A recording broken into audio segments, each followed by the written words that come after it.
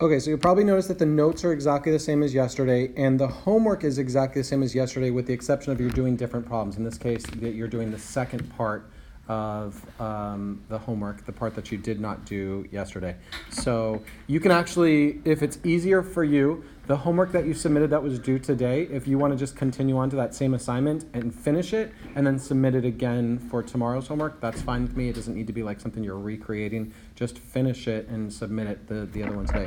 So let's continue on here. This is a little confusing as to what's going on right here, like in this question, so I'm just going to clarify what it means. In every scenario, there's this little semicolon followed by this information. What this information means is that they already are telling you how this is going to be answered, and they want you to actually graph this. So what's on the left, the part I did not highlight, should work out to the exact same thing that's on the right. So really all we're doing, all you need to do in these problems, if it looks like this in the homework as well, is solve the part that's on the left and then graph it. And this one, what they're telling you is it should end up as x is less than 7, which is the part that we're going to graph. So let's start with x minus 3 is less than 4. What's my first move there? When I solve this, add 3. So just like we did before, we're going to add 3 and add 3, in which case we get x is less than 7. So I'm going to go 0. If you want, you could do these 2, 4, 6, 8, in which case I'll need one in between there. -2, -4, -6. Just use numbers that are useful for you. Like don't make up just weird numbers, like space them out evenly. All right, so how do I graph this now? X is less than 7.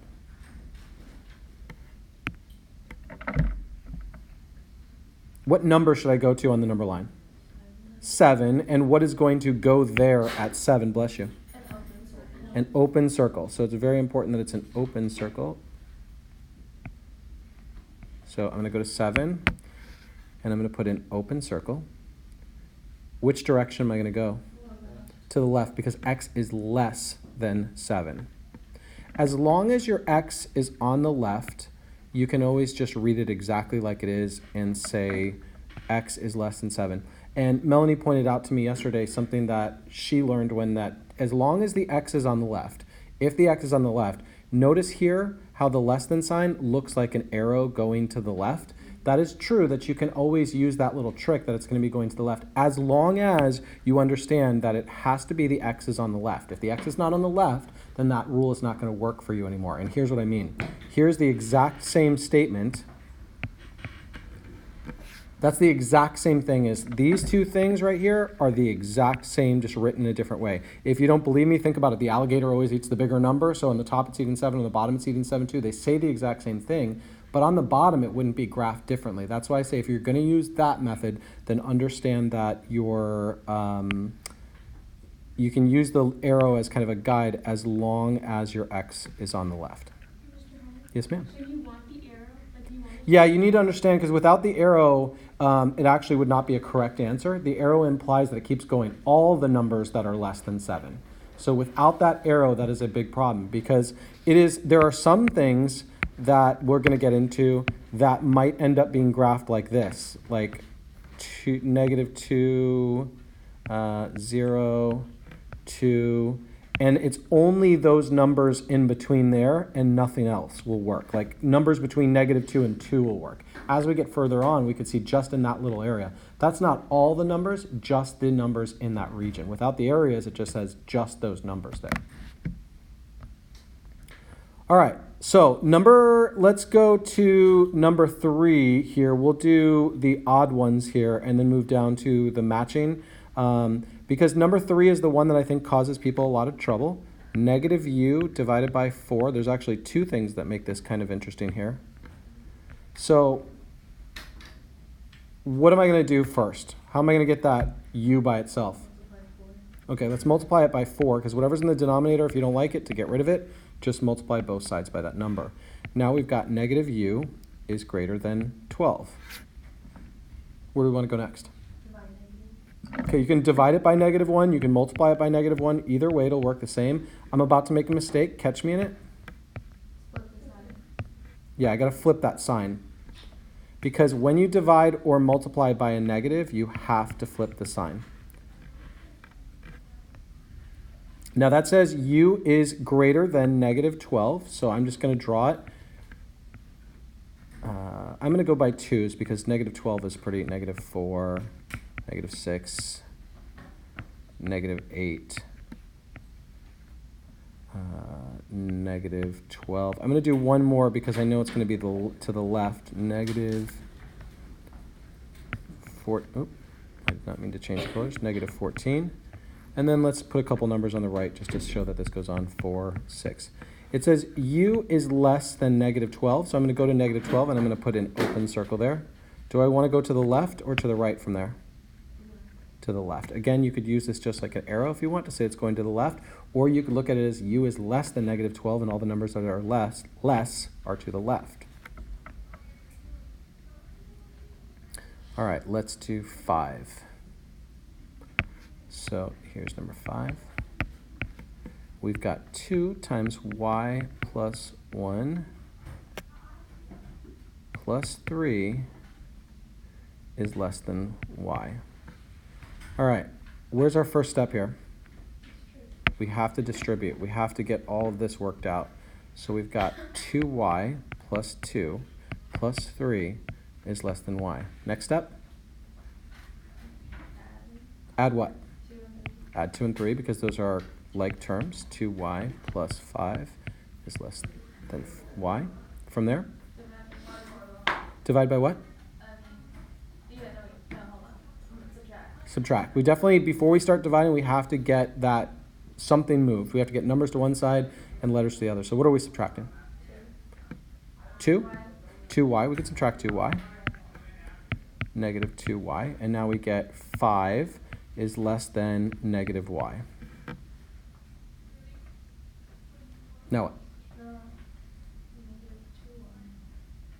Well, I did y, so it was 1y minus 2y, right?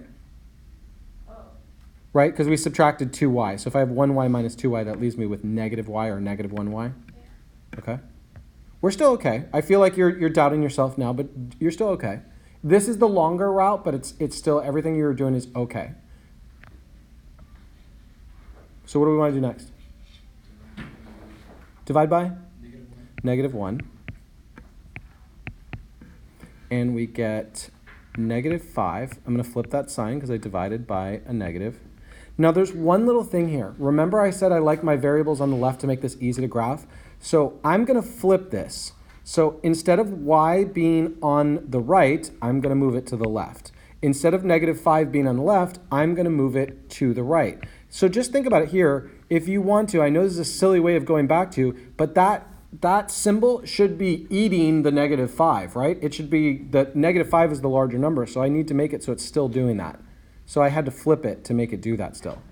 Now they are exact same thing. Those two things are exactly the same, and now it's easier to graph. So we got 0, negative 1, negative 2, negative 3, negative 4. I'll add 2 more here, negative 5, and negative 6. Maybe a couple numbers over here, 1, 2, 3. And where am I going to put my circle? At negative 5. Closed or open? They keep giving us open circles, but that's okay. We just have to know that we do need to check that. And am I going to graph to the left or to the right? To the left. When are you going to do it if it's closed? If it had this right there, that would be close. Okay. So we need that little symbol underneath there. That's how you identify it. All right, so that was number 5. And we will hit 7 and 9, do the matching, and then I will give you the rest of the time and we'll hand back the tests. So number 7, we've got 3x plus 1 divided by 2 is less than 5. All right, talk to me.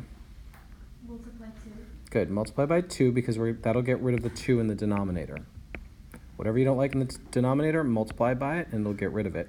And now it gives us 3x plus 1 is less than 10. Okay, take away that 1 and we get 3x is less than 9. Divide by 3, and x is less Thing 3.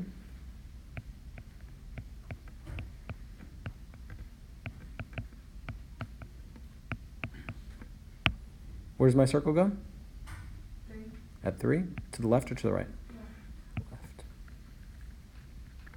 Again, I know it seems silly and you'll be annoyed with me later if you don't remember this part, but make sure you have that arrow on there showing that it's all the numbers over there. Because you don't put it there, then I end up taking off, and I would rather have you not get annoyed with me later. It's easier to just be like, it's annoying to have to do this. I'm okay with that. You can be annoyed with having to do it. It's better than being annoyed with losing points. Okay. I think we have one more in this section and then the matching, so we'll do number 9. We've got z minus 3 is greater, so wait, z minus 3, put a little line there, is greater than 3z minus 7.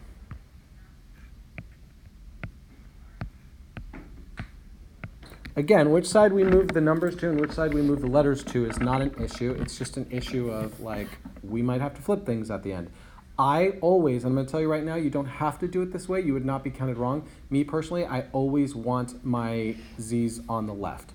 So what I'm going to do is I'm just going to do it this way. I'm going to subtract 3z. You don't have to. You could have done it the other way, which then would give me negative 2z minus 3 is greater than negative 7. I notice a lot of you are doing a lot of mental math in your homework and not showing it on paper. You did lose points on homework again for some of you, because if you have to add, subtract, multiply, or divide, I should be able to see that step.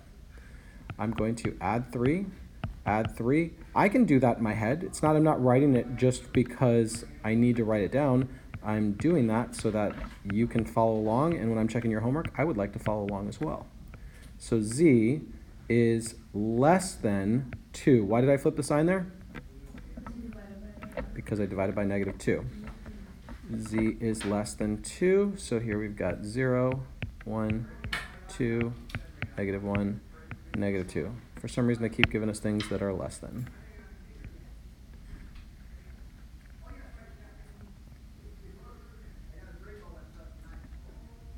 All right, so these final ones actually are the exact same thing. They just need to be solved and matched to the graphs that are already there. I would like to let you guys have some time. Doing that is exactly what we did. We just don't have to draw the graph in. We just need to match it. So what I'm going to do is I'm going to give you time to work on your homework. I am going to pass your test back to you. Understand that, again, just like your quizzes, when I pass your test back to you, I pass every single one face down. That is not a judgment on your score. It's just that your scores are private. If you want to share them, that's up to you. It is not my job to show other people what you got on your test. So if you want to share it, you are welcome to. If you don't want to share it, that's your business.